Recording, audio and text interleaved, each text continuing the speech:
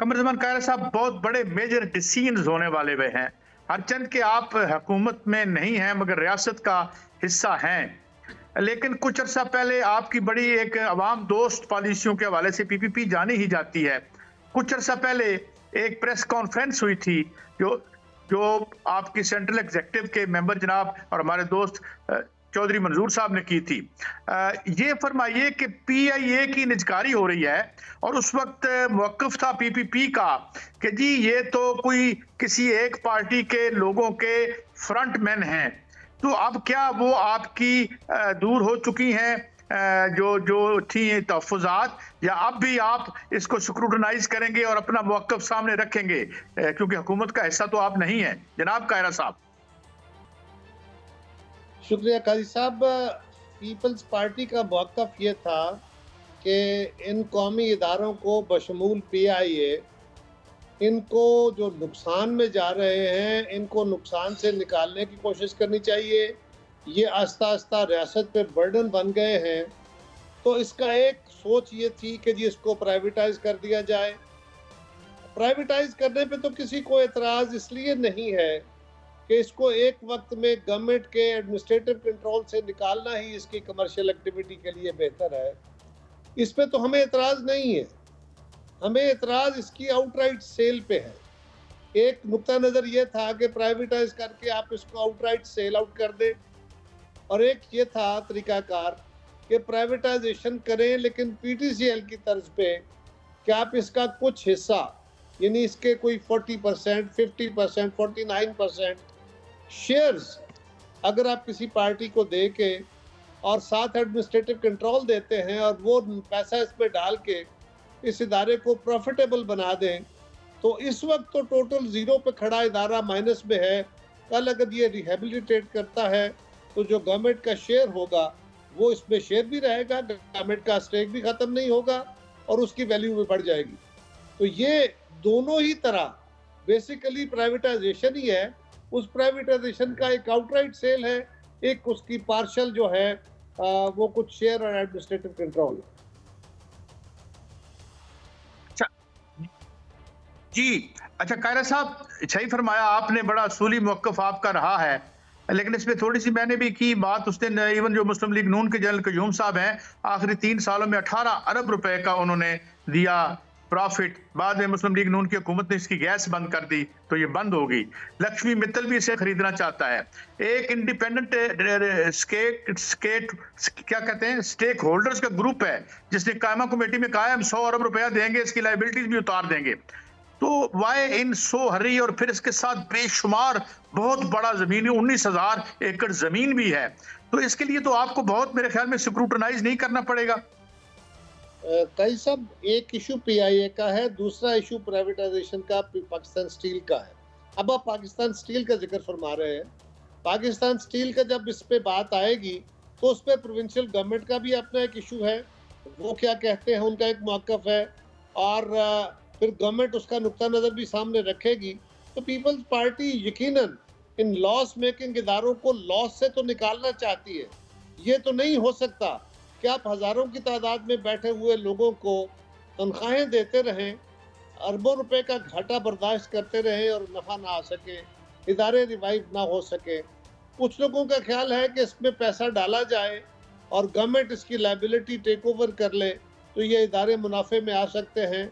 लेकिन हमारा तजर्बा कई हुकूमतों का ये है कि ये इदारे कभी नफ़ा कभी नुकसान में, और अगर इनका जो बैकलॉग का वो भी साथ डालें तो फिर ये सर्टनली नुकसान में है। लिहाजा इनका कोई सोल्यूशन तो निकालना पड़ेगा। इस वक्त पीआईए है जिसको हम पब्लिक प्राइवेट पार्टनरशिप के तहत कह रहे हैं, और कुछ लोगों का ख्याल है कि उसको आउटराइट सेल कर दिया जाए।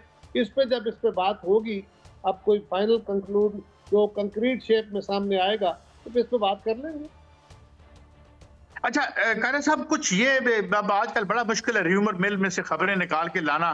बहरहाल एक बात ये भी कही जा रही है कि जब ये प्रोग्राम मिलता है जो कि बड़ा मुश्किल प्रोग्राम होगा 8 बिलियन का। और आप देख रहे हैं जो तफसीलात आ रही हैं कि किस तरह एक टैक्सेस की भरमार होगी। अब वो पता नहीं मिडल मैन देता है, अमीर आदमी देता है या गरीब, अब तक तो गरीब आदमी देता रहा। तो कहा यह जा रहा है कि पीपल्स पार्टी में ये सोच है, गलत या सही हो सकती है, ये खबर आप कंफर्म या इसको रद्द कीजिएगा, कि ये प्रोग्राम लेने के बाद शायद आप इसका हिस्सा बन जाएं, मगर जब तक ये प्राइवेटाइजेशन है उस वक्त तक या होती है उस वक्त तक आप इसका हिस्सा नहीं बनेंगे, बाद आप हुकूमत ज्वाइन कर सकते हैं। Is this just a rumour या कोई ऐसी सोच पाई जाती है? काजी साहब, ये ना एक बड़े कमजोर मफरूजे पे खड़ी हुई बात है, और वो ये है कि जी पीपल्स पार्टी चाहती है अपनी स्किन सेव करे और ये एक दफा प्राइवेटाइजेशन हो जाए और उसके बाद हम कहते रहेंगे जी कि हमने तो नहीं की प्राइवेटाइजेशन, ये तो जी उनकी तरफ से हुई है, मुस्लिम लीग ने की है। ऐसा तो नहीं है, हम हुकूमत का हिस्सा हैं। कल हम कहते भी रहेंगे तो बात तो नहीं बनेगी, हमारी जान तो नहीं छूटेगी। हमें पीपल्स पार्टी इस तरह के भाम के अंदर अपनी पॉलिटिक्स नहीं करती, हम क्लैरिटी के साथ अपनी पॉलिटिक्स कर रहे हैं।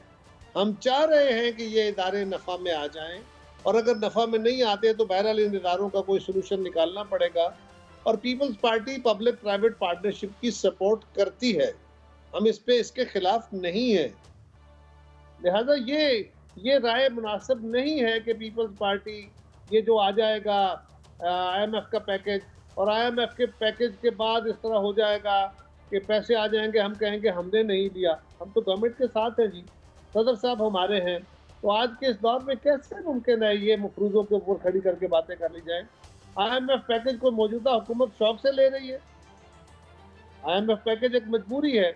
आज इनकी जगह हम बैठे होते तो क्या करते, इमरान खान होते तो क्या करते, कोई और होता तो क्या ऑप्शन था किसी के पास?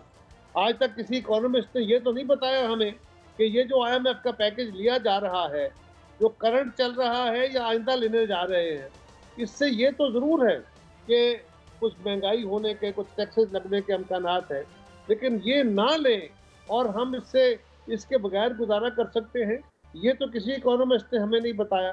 काश हमें कुछ लोग इसकी सजेशन भी दे सके।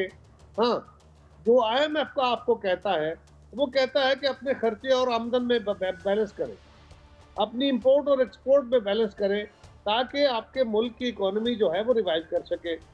उसके ऊपर वो आपको ख़ास शराइत नहीं देते। अब जो शराइत वो दे रहे हैं उसकी वजह यह है कि माजी में हम उनके साथ इतने वादे करके पूरे नहीं कर सके। अब वो कहते हैं कि अच्छा, आप ये जो तजावीज़ हमें दे रहे हैं कि इतना पैसा आप जनरेट करेंगे, अपनी इनकम बढ़ाएंगे, आपका ये जो अजम्पशन है ये अजम्पशन दुरुस्त नहीं, आप ये फलां एरिया को टैक्स करें तो आपको ज़्यादा पैसे मिल सकते हैं। अगर हम उन्हें कन्विंस कर सकें कि नहीं, इसके बगैर भी, इन एरियाज़ को टैक्स किए बगैर, महंगाई को बढ़ाए बगैर हम पाकिस्तान के रेवेन्यू में इजाफा कर सकते हैं या खर्चे में कमी कर सकते हैं, तो IMF की क्यों नहीं मानेगा? कौन होता है IMF ना मानने वाला? यकीनन मानेगा, लेकिन ऐसा कोई फार्मूला अभी तक हमें मेरी नजर में तो नहीं गुजरा अभी तक। अच्छा जी, कायरा साहब, अब मैं एक और पहलू से आपकी खिदमत में हाजिर होता हूँ कि एक तो टेक्नोक्रेट्स तो तकरीबन जो की आपकी वजारतें हैं उस पर बैठ ही चुके, जिस तरह यानी खजाना देख लें या आप दाखिला देख लें। इसके साथ साथ कुछ आज़ाद उम्मीदवारान भी आ रहे हैं। ज़ाहिर है इनमें से एक तो होंगे मोहसिन नकवी साहब, जिनको इलेक्ट होना है या करवाया जाएगा या किया जाएगा, और साथ फैसल वावडा साहब भी हैं। तो जो पीपल्स पार्टी के बहुत से वोट हैं, उसकी प्रेफरेंस क्या होगी with regard to these so called independent candidates? जनाब का मतलब कह रहा साहब, आप सेनेट का जिक्र फरमा रहे हैं? जी सर, जी सर। सेनेट में जो नकवी साहब है वो तो पंजाब से इलेक्शन लड़ रहे हैं, और पंजाब में हमारे पास तो इस वक्त टोटल 15 वोट है, 15 या 16 हैं। तो 15-16 वोटों से तो मेंबरशिप नहीं मिलती। पंजाब में तो 50 वोट चाहिए सेनेट की सीट के लिए।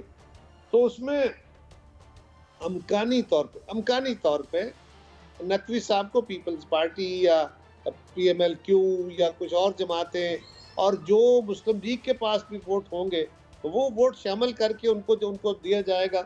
और फैसल वावडा साहब को अगर पीपल्स पार्टी ने खुद अपना टिकट दिया है, उन्होंने पीपल्स पार्टी ज्वाइन की है, फिर वो यकीनन पीपल्स पार्टी के टिकट पे होंगे तो पीपल्स पार्टी के वोट भी लेंगे। अच्छा, खैरा साहब, आपने बड़ा सर्द गर्म देखा इस सियासत का। ये फरमाइए कि बड़े जो लोग हैं, शायद खाकान अब्बासी साहब हैं, इवन अगर मैं गलत नहीं कह रहा तो ख्वाजा आसिफ साहब ने भी कहा है कि जी करोड़ों में सीटें बिकती हैं और अब भी बिकेंगी। और अब यानी coming that from an ex PM and जो हाजिर वजीर दिफा हैं, तो आप क्या देखते हैं, ये मीर टॉक है या इस तरह पैसे का इस्तेमाल होता है बेदरेग सेनेट वगैरह में? ऐसा माजी में कुछ ऐसी दास्तानें रहीं हमारे मुल्क के कुछ ऐसे सूबों में जहाँ पे थोड़े वोटों से सेनेट की सीट बनती है, तो वहाँ पे पैसों का लेन देन का तबसरा सुनते रहे। अब सामने बैठे हुए चश्मदीद गवाही तो नहीं है, लेकिन बड़ी मजबूत गवाहियाँ बहरहाल सुनते रहे, हम भी आप भी।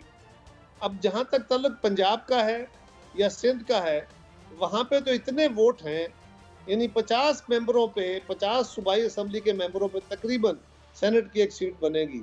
तो 50 मेंबरों को खरीदना और बेचना, ये मेरे नहीं ज़हन में आता।